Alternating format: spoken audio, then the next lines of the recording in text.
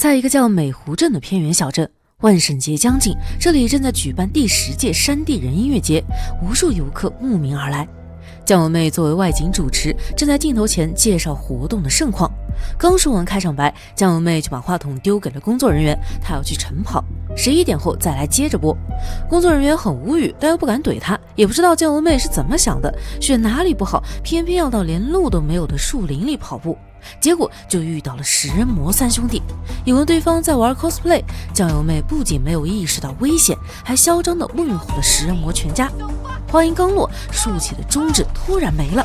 逃跑时，酱油妹遇到了好心的光头叔，在他的帮助下成功避开食人魔的视线。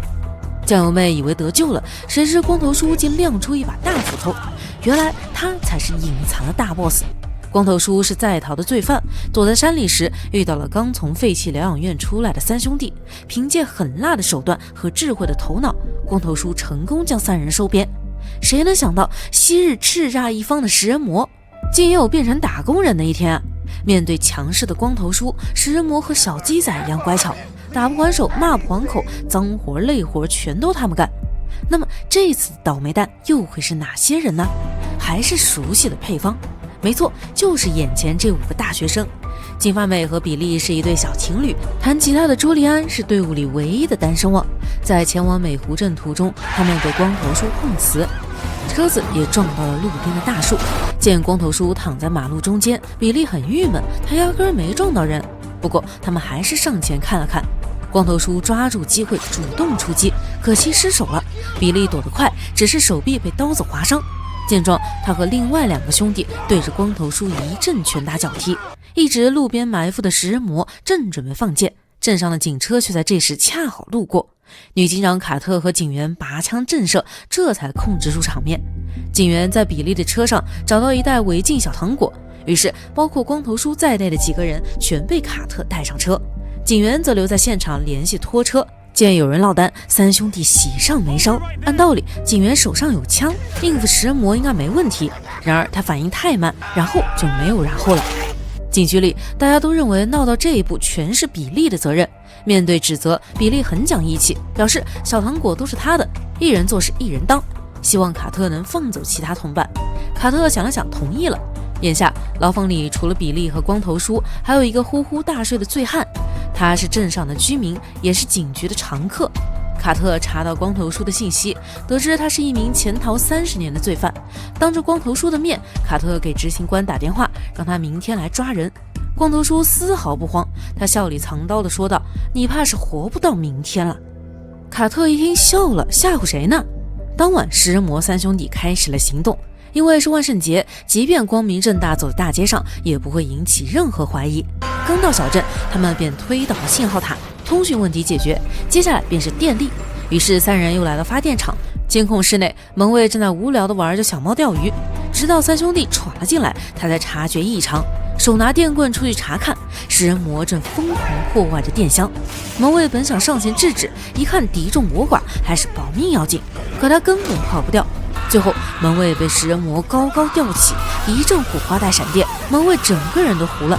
由于短路故障，警局随即陷入黑暗。光头叔笑得很大声，他对卡特说：“我的好大儿马上就要来救我了，你死定了！到时候他们会吃光你的肉，喝光你的血。”卡特嘴上说不信，心里着实有点慌。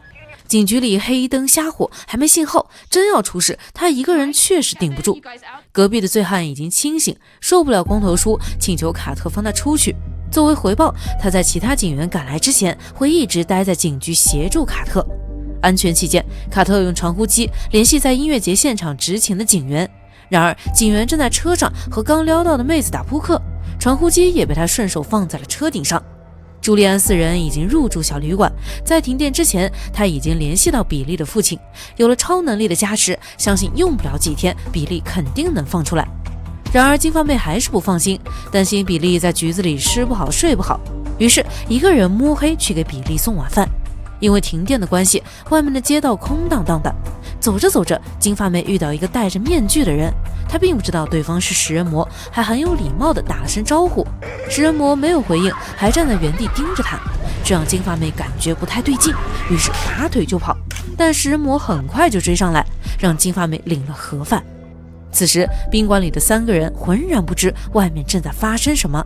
丽塔和盖斯甚至旁若无人地培养感情，与其当电灯泡，朱利安选择到警局陪比利。走的时候，他随手把匕首扔在了地上。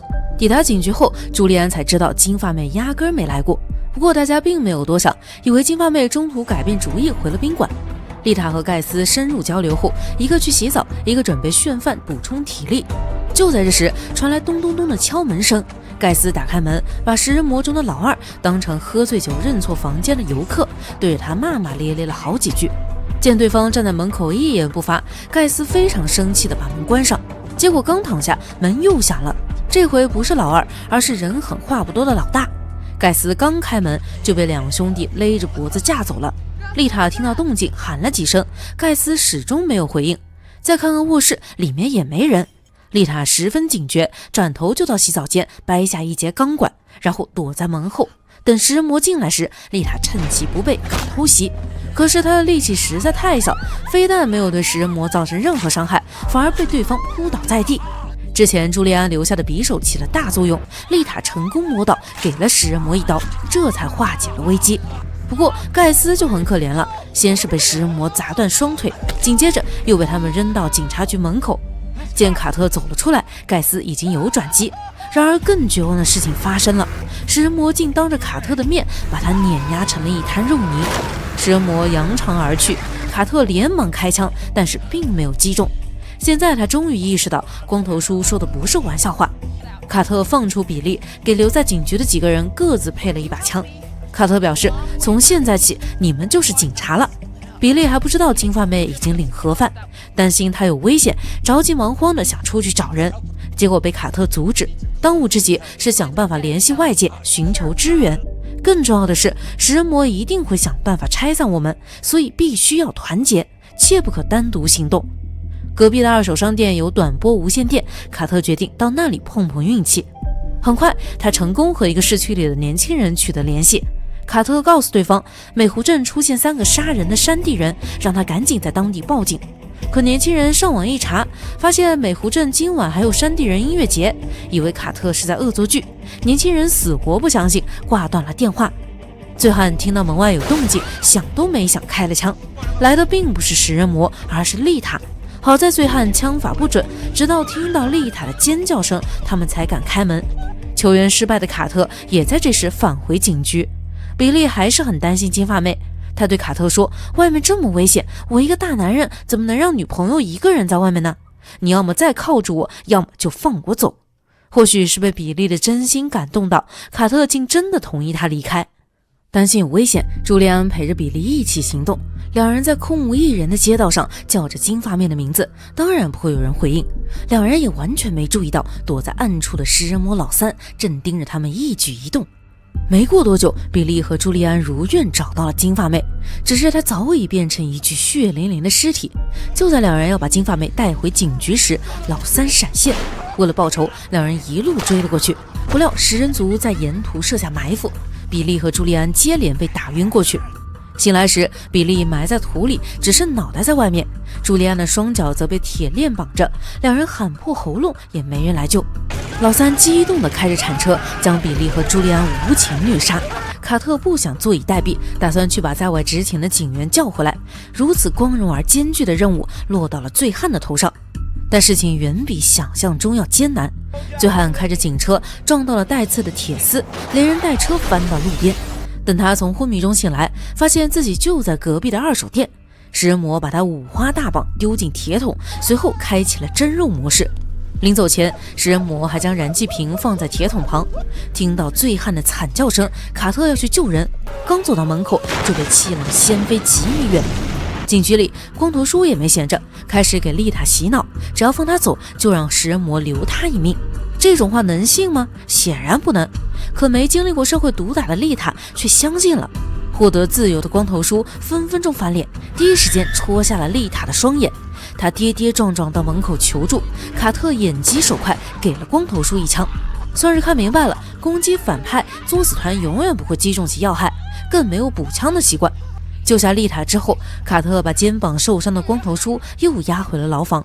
卡特有些不安，走到门口查看，却发现丈夫的车停在不远处。丈夫拼命摇头，似乎想阻止卡特开门。遗憾的是，卡特并没有理解这层意思，于是丈夫的悲剧开始了。随着车门打开，他的肚子也被刀子划破。惊慌之际，食人魔开着战车杀到，打晕卡特之后，把他绑在警局的牢房中。光头叔还在他身上安装了爆破装置，只要脚跟触地就会沦为炮灰。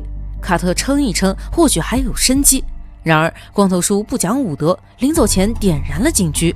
随着火焰不断蔓延，卡特选择了自爆。至于丽塔，几分钟前她在光头叔的言语恐吓下彻底崩溃，踉踉跄跄从警局逃了出来。丽塔绝望地求助着，终于她听到了汽车的声音，以为等来了救援，殊不知这正是食人魔的车。直到耳边响起光头叔的声音，她才意识到上了贼车，终究是难逃一死啊！故事至此无人生还，谁能想到有枪的各位最后还是被食人魔团灭了呢？简直离了个大谱。喜欢血腥的可以浅看一下，至于故事的合理性不要太在意。好了，今天的故事到这里就结束了，最后不要忘记3连支持一下哦。